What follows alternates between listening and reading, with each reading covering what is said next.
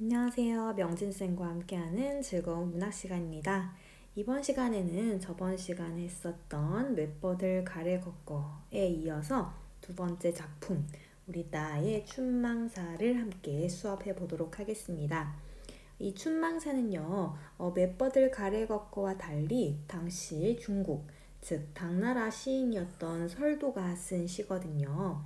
그래서 우리가 지난 시간에 배웠던 웹버들 가래 걷거는 조선의 기생이었던 홍랑이 썼던 시였다면 이번에 배울 춘망사는 중국의 당나라 시인 설도가 썼던 한시, 한자로 쓰여진 시라는 것을 미리 알고 가면 좋을 것 같습니다. 네, 춘망사 한번 같이 볼게요. 이때 우리 춘은 모두 잘 알죠? 그렇습니다. 바로 봄이고요. 망을 좀 처음 보는 친구들이 있을 것 같은데 이게 바로 바라다, 기다리다 라는 뜻의 한자어입니다.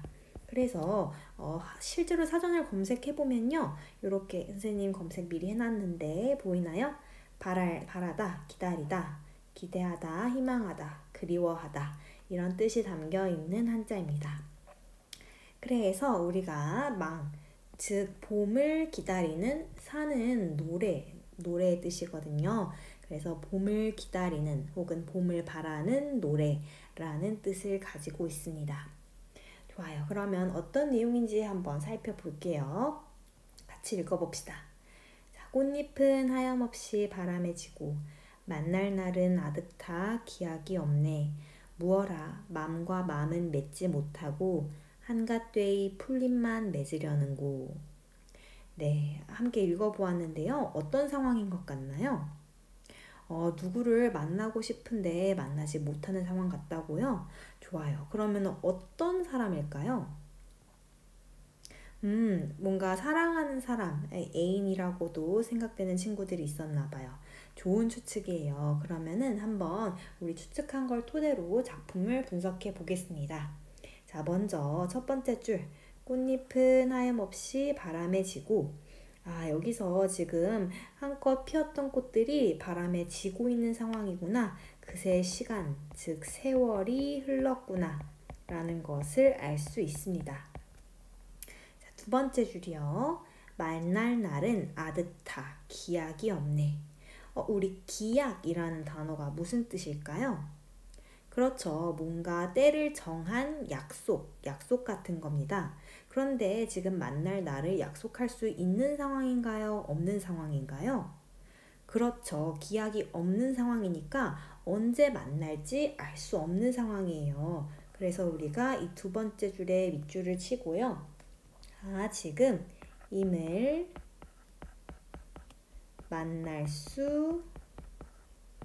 날을 알 수 없어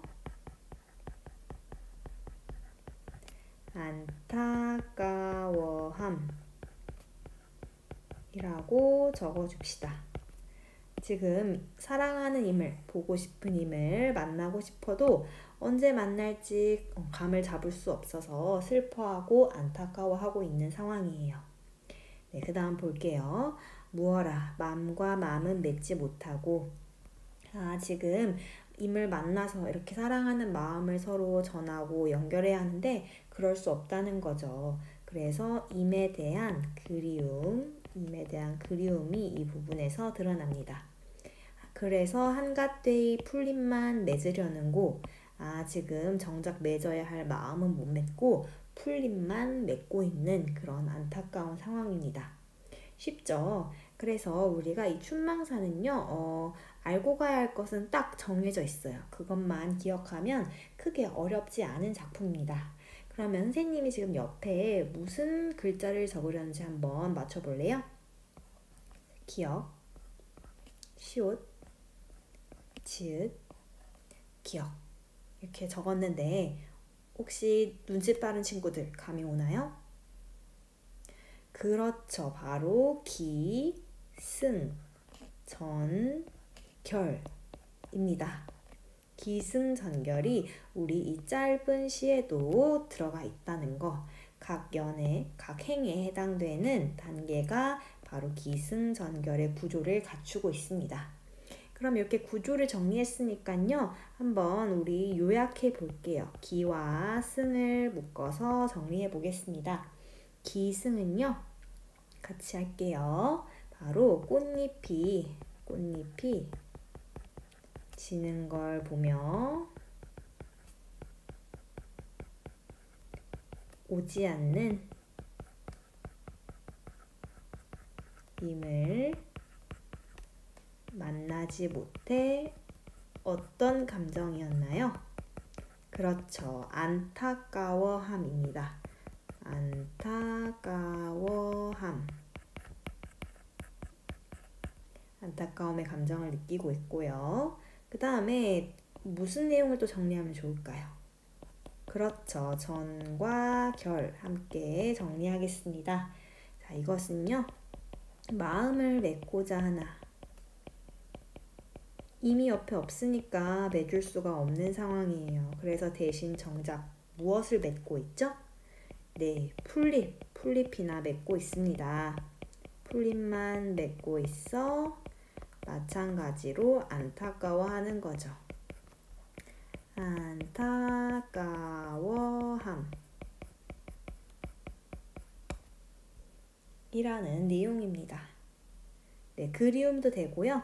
여기서는 조금 더 쓸쓸하고 서글픈 안타까움의 정서가 강하게 드러나는 걸 기억하면 좋을 것 같습니다. 네, 이렇게 보았는데요. 우리가 여기서 끝나면은 아니 되고요.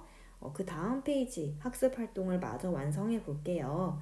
이 정서는 그리움이었다는 건 미리 가를 통해서 알 수 있었고 나 역시도 공통적입니다. 그러면 우리 나를 한번 채워볼 건데요. 자, 어떤 행동을 나에서는 화자가 하고 있었죠? 무엇을 맺고 있었나요? 그렇죠. 풀잎을 맺고 있었습니다. 풀잎. 마음을 맺고 싶어도 맺을 수 없는 상황이었기 때문이죠. 네, 좋아요. 그러면 왜 풀잎을 맺고 있었다고 했죠? 네, 그렇죠. 마음을 맺고 싶어도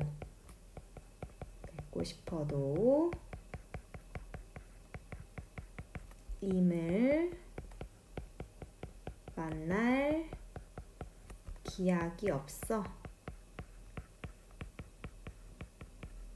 안타까운 마음에 바로 풀잎을 맺고 있는 겁니다. 좋습니다. 네, 그 다음에 다음 페이지로 넘어가서요. 여기 좀 중요한데요.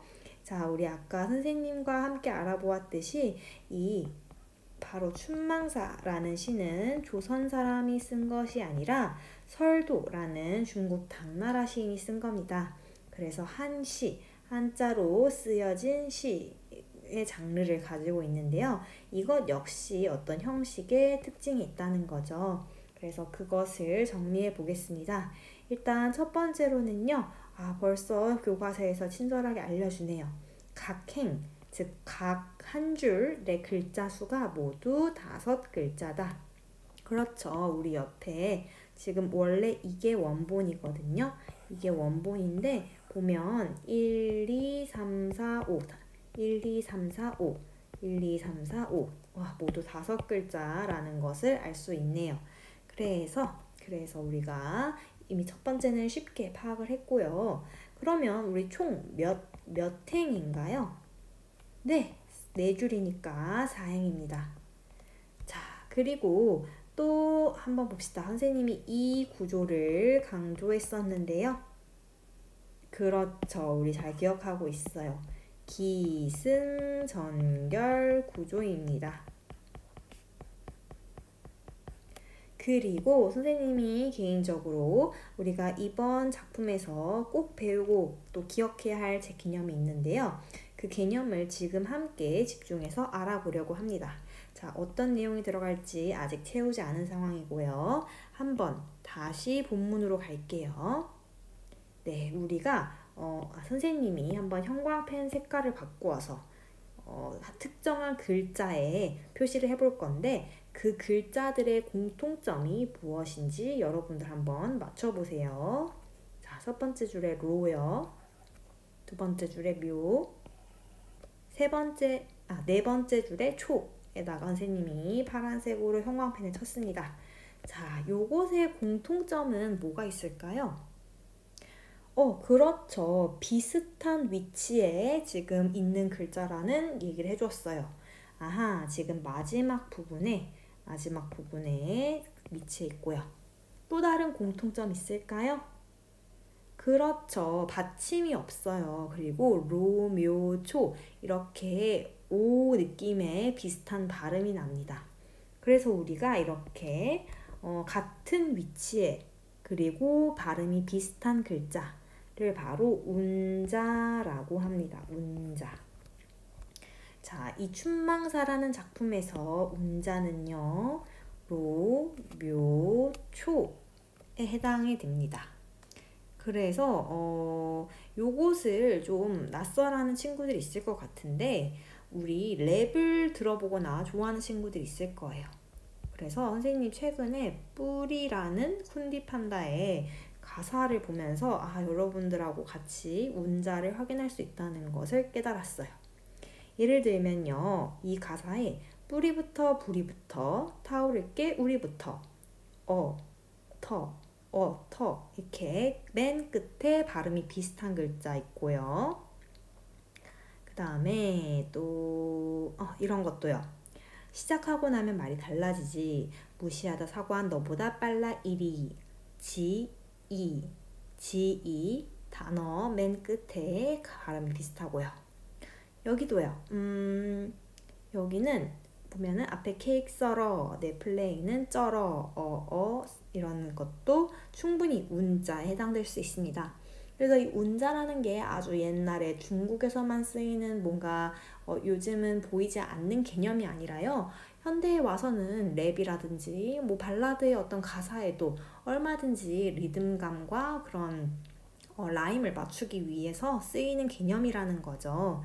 그렇기 때문에 우리가 문학작품에 쓰이는 개념이 오늘날 노래에도 많이 쓰인다는 것을 알 수 있습니다. 좋아요. 우리 이해를 했으니 그럼 마지막에 어떤 내용이 들어가야 할까요? 네, 운자가 들어갑니다. 이 운자라는 것은요, 말 그대로 같은 위치에 우리 맨 끝마다 쓰이고 있잖아요. 같은 위치에 비슷한 발음의 글자라는 것입니다. 네, 선생님 요것도 빨간색으로 한번 처리를 해볼게요. 그래서 우리가 지금 총 4가지 한시의 특징을 알았고요. 특히 운자 선생님이 많이 강조했습니다. 이렇게 한번 훑어볼까요? 네, 이런 식으로 오늘 필기를 했습니다. 모두들 같이 필기 잘 되어 있나요? 좋아요. 그래서 춘망사 작품은 이렇게만 핵심적인 내용을 알아두면 우리가 충분히 이해를 하고 간 겁니다. 네, 그래서 오늘 수업은 여기까지고요. 짧은 시간이지만 집중해서 필기해준 여러분 아주 대단합니다. 훌륭해요. 다음 시간에 또 볼게요. 안녕.